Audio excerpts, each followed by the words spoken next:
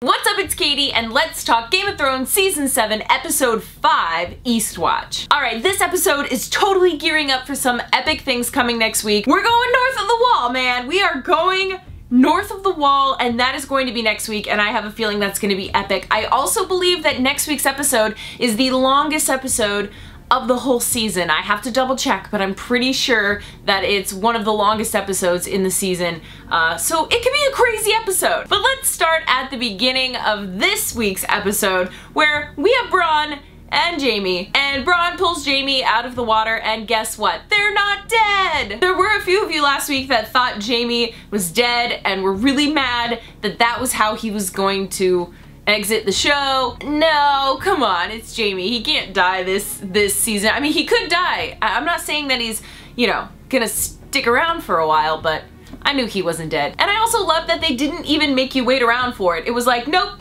he's alive. So from there, we go over to Daenerys and Tyrion. Tyrion's basically, you know, looking at the battlefield. I think he's looking for Jamie, but I think he knows Jamie might still be alive, but in that moment I feel like he's looking for Jamie's body. And this is where Daenerys says, bend the knee or die. And of course, Randall Tarly, I mean, come on. He is ridiculous. He has always been so stubborn, and he didn't even want to follow Cersei and Jamie in the first place, and then he's gonna be all stubborn with Daenerys? I mean, that makes no sense. Oh, and guess who also inherited the stubborn gene?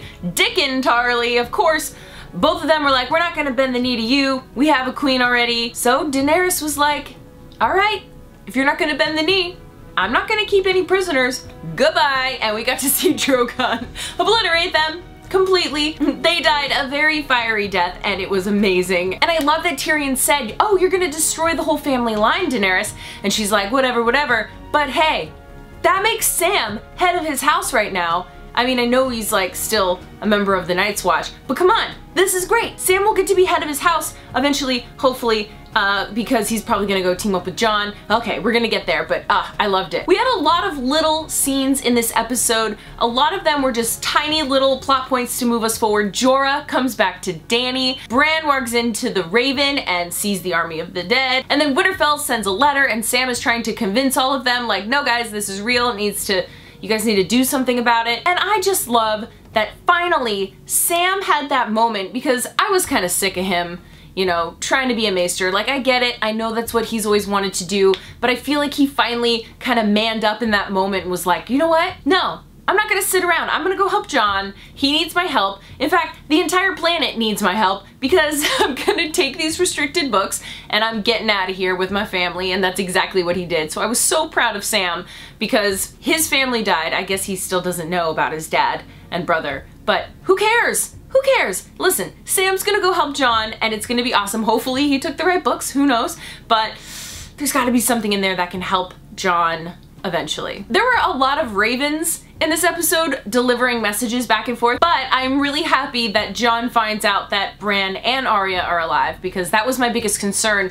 Are they gonna kill off Bran or Arya or Jon? I don't know. Like, I just want Jon to be able to reunite with them and know that they're alive, so I'm really happy that we kind of got to see that moment of him realizing that Bran and Arya were alive and have reunited with Sansa in Winterfell. We had a nice little scene with Sansa and Arya's basically calling Sansa out for liking nice things. And I love that she's kind of telling Sansa that she's making wrong choices, but I don't know. I was kind of looking at that scene like, well, Sansa's got a little bit of a point, but Arya's got a point that Sansa didn't exactly stand up for Jon in the way that maybe Arya would have seen fit. I don't know, they've both learned so much over the course of their journey.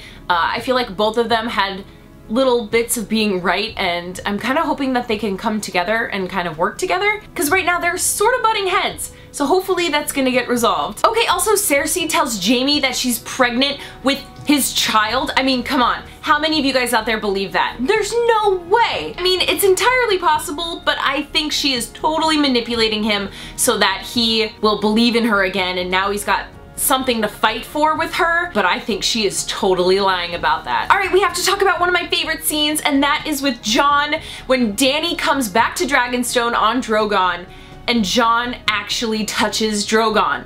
Drogon lets him, you know, touch him, and I'm just saying, the dragon has 3 heads, just saying, just saying. I mean, we all know Jon is a Targaryen, and it was just interesting how they portrayed that scene because it almost looked like Drogon sniffed Jon Snow before allowing him to be touched by him, I guess. So, I don't know. It was interesting. It was like, ooh, does Drogon know that Jon is a Targaryen? That's some awesome foreshadowing right there. Maybe we're gonna see Jon on a dragon this season. That would just be so amazing. I loved that scene. It was about time, and it was awesome. So then they decide that the next move is to prove to Cersei and as well as Daenerys that the White Walkers exist, so they're gonna go get one, and Tyrion and Davos are gonna sneak into King's Landing, and that was actually one of my favorite scenes, with Tyrion surprising Jamie with the help of Bronn. Of course, that was just such a great scene. And then we have Davos, and I don't know about you guys, but I saw it coming. I was like, oh man, that's gonna be Gendry, just you watch. And of course, there was Gendry. And even Davos had a line about, oh, you're not still rowing out there. Oh my gosh.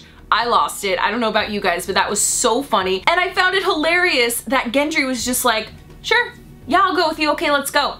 Davos was like, wow, I thought that'd be a lot harder. Nope. Gendry was out of there. He was out of there, and I loved it. I loved their relationship. I love everything about this episode with Gendry was so much fun. And then they went and they met Jon Snow, and Gendry wasn't supposed to say whose son he was, but of course he's like, hey Jon, guess what? I'm Robert Baratheon's, you know, bastard, and you're a bastard. Let's be buddies. I loved it. I loved everything about it. They could be such a great duo. Oh my gosh. This team that is being built right now is so exciting. So before I get to the end, we have Arya basically stalking Littlefinger because he is receiving messages, and he is always shady AF. Seriously, he is the shadiest person ever, and Arya is following him around, but it kind of made me mad. So she sneaks into his room, finds the scroll, reads it, and then leaves, and of course Littlefinger's like, I knew you were there the whole time. Like, come on! Can't Arya have like some higher ground here? Why does Littlefinger have to know everything? Because it's Littlefinger. Of course he has to know everything. Arya needs to like go to Sansa and they need to like figure it out together. Arya did make a comment about beheading and Sansa saying that, you know, you don't get people to respect you and work together by beheading them, but I'm kind of hoping that at the end of this season she beheads Littlefinger, and it's kind of like this whole full circle of how she's like eating her words and listening to Arya. I just think that would be so amazing. All right, let's get to the end. We have like the dream team going up against the White Walkers. I hope no one from this dream team dies, by the way, because I'd be super pissed off. We have Jon, we have Davos, we have the Hound, we have Beric Dondarrion, we have Tormund, we have Jorah, we have Gendry. We have so many amazing fighters and amazing characters now all together and having to work together. Next week's episode is going to be insane, mostly because we've not seen a lot of these characters interact with each other. I mean, some of them have, but not all of them in one spot, and I just think that is so crazy. The fact that Jon is working with Davos and Jorah, I'm just so happy that Jorah's there, because I've always thought that he would play such a big part in helping Jon defeat the White Walkers, because that's kind of his dad's role, and he's stepping in to help Daenerys, so it kind of all works out. I don't know. This is just gonna be so crazy. I'm so excited for next week's episode. I love that this episode completely set us up for next week. Like, we are getting this team of fighters coming together, and it's just gonna be so much fun. So I'm hoping next week there aren't any casualties. They all survive. They end up taking a White Walker to King's Landing and to show Daenerys, and then who knows? Where is it gonna go from here? I have no clue. This is kind of crazy, but I really enjoyed this episode. I thought it was fun. I thought they really set up everything really well, and I'm just so excited to see what next week is going to bring us, and hopefully it's going to be a really long episode, and I know that we get Beric Dondarrion's fire sword. I'm just so excited for that. But I want to know what you guys thought of tonight's episode, and also what are your predictions for next week? Next week only, not the whole season, not the whole series, just next week. Do you think our dream team north of the wall is going to be successful in their mission? I'm thinking they will be. I'm just hoping there's no casualties. You can't kill Gendry, we just got him back. He rode for like so long. You can't kill him off. He's got tired arms, come on. And we also need Gendry and Arya to reunite in Winterfell, so Gendry has to survive because I want him to meet up with Arya. But let me know what you guys thought of the episode and what you think is going to happen next week in the comments below. Please click right here to subscribe to my channel and right here for some more Game of Thrones videos. I do recaps and reviews after every episode, so if you've missed any, please check them out right here and please hit that subscribe button so you don't miss any of my videos, and I'll see you guys next week. Bye!